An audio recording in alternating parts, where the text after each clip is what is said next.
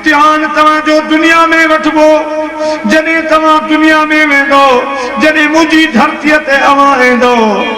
उन टाइम आवाजे मथा वडा इम्तिहान होंदा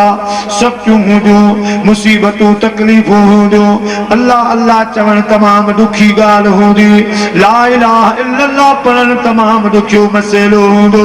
ज़ाहिर में बांग ॾियण तमाम ॾुखियो मसइलो हूंदो बुलंद आवाज़ सां क़ुरान पाक जी तिलावत करण तमाम ॾुखी ॻाल्हि हूंदी सख्तियूं हूंदियूं नेज़ा तलवारूं भाला हूंदा अल्लाह पाक क़ुरान मजीद में फरमायो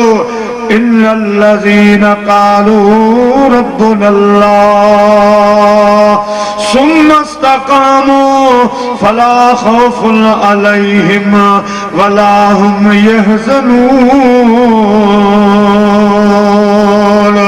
मुझा बानो जॾहिं तव्हां दुनिया में वेंदो पोइ इन्हनि सख़्तियुनि जे बावजूद इन्हनि तकलीफ़ुनि जे बावजूद बुखनि में उञनि में तीरनि तलवारुनि नेज़नि जे मुक़ाबले में तव्हां सीनो ताणे तव्हां बहादुरी ॾेखारे तव्हां जेकॾहिं चयो त असांजो रब अल्लाह आहे पोइ तव्हांजे मथां सख़्तियूं बि थियूं ॾुख तकलीफ़ूं बि आया सुम्मा इस्तक़ामू पोइ जे तव्हां दाइम क़ाइम थी रहिया इस्तक़ामत वारा थी रहा तमा रब जो अवां सां वाइदो आहे फला खौफुन अलैहिम वला हुम यहज़नून अवां जे मथां मां दुनिया वारा गम खौफ लाहे छॾींदुसि पर जॾहिं क़यामत जो ॾिहाड़ो थींदो या अय्युहन्नासु इत्तक़ू रब्बकुम इन्न ज़लज़लतस्साअति शैउन अज़ीम यौम तरौनहा तज़हलु कुल्लु मुर्दिअतिन अम्मा अर्दअत व तदउ कुल्लु ज़ाति हमलिन हमलहा व तरन्नास सुकारा व मा हुम बिसुकारा वलाकिन्न अज़ाबल्लाहि शदीद।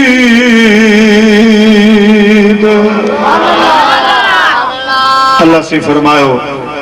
वो क़यामत जो ॾिहाड़ो जेको ज़लज़ले वारो ॾींहुं हूंदो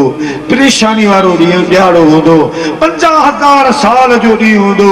मां पंहिंजे बच्चे खे कान सुञाणंदी माण्हू सभु बेहोश लॻा पिया हूंदा उन्हनि नशा कोन पीता हूंदा जहन्नम जे बाहि जे फड़कनि कड़कनि खे ॿुधी अज़ाबनि जा मंज़र ॾिसी सभई माण्हू बेहोश लॻा पिया हूंदा ज़मीन टामे वांगुरु तपियल हूंदी लफ़्सा लफ़्सी जो अलम हूंदो मुंहिंजा प्यारा सिज नेज़े बराबरि लही ईंदो अल्लाह सीधो फरमाए वो ख़ौफ़ वारो ॾियारो हूंदो पर जन दुनिया में मां रब करीम सां प्यार कयो जन चयो त असांजो रब अल्लाह आहे उन ते दाइम क़ाइम थी बीठा हेॾे होॾे रछा मुंहिंजा प्यारा अल्लाह सीधो फरमाए उन्हनि ते दुनिया में त कंहिं बि क़िस्म जो गम ख़ौफ़ कोन हूंदो पर उहे क़यामत वारे ॾिहाड़े बि बेगम बेफ़िक्रा हूंदा। प्यारा मुसलमान भाइरो हाणे ॻाल्हि निकिरी पई आहे ॿिन्ही जलसनि जी हिकु तौहीद जो ॿियो रिसाल जो अॻ में तौहीद जे जलसे जो ज़िक्र मुख़्तसर अल्लाह साईं जी ज़ात बाबरकात फरमायो त अवां दुनिया में वेंदो पोइ अवां जे मथां अहिड़ो सख़्ती वारो दौर ईंदो जो अल्लाह अल्लाह चवण ॾाढी ॾुखी ॻाल्हि हूंदी पर उन दौर में जई मुंहुं ॾिनो मुक़ाबिलो कयो मुंहिंजे हबीब जो जन साथ ॾिनो मुंहिंजे महबूब ते जेके सिर बचा क़ुर्बान कंदा पंहिंजा वतन घोर कंदा पंहिंजूं जानियूं घोर कंदा अल्लाह सीधो फरमाए फला खौफुन अलैहिम वला हुम यहज़नून उन्हनि जा दुनिया में त बेड़ा पार आख़िरत में बि उन्हनि जा बेड़ा पार। हाणे जेका मूं आयत सबूरी पढ़ी आहे उन जा ॿ मतिलब हिकिड़ो मतिलब ही आहे त हिकिड़ो उहो ॾुखियो दौर हो मुंहिंजे महबूब करीम जे असहाबनि सगोरनि वारो जंहिंमें हज़रत बिलाल जी तारीख़ पढ़ी ॾिसो हज़रत सोहेब रोबी जी तारीख़ पढ़ी ॾिसो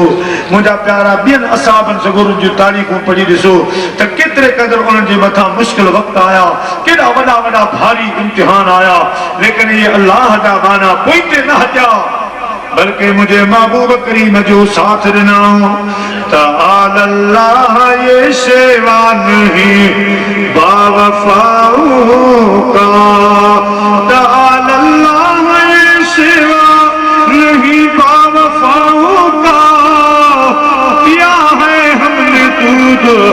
गैरतमंद माओ का नबी का हुक्म हो तो हम फांद जाए समंदर में दुनिया को महव कर डाले नारे अल्लाह अकबर में अल्लाह जा भरारा बाना मदीने जे साईं जा गुलाम पंहिंजूं जानियूं ॾींदा रहा पंहिंजा बच्चा कुर्बान कंदा रहा पंहिंजा वतन कुर्बान कंदा रहा मिठाई साहब जो फरमाया त पतंगन पोह कयो मिड़िया मथे मच वसीलह सहल किया सड़िया मथे सच पोए गिचन संदा गच विचार न वञाया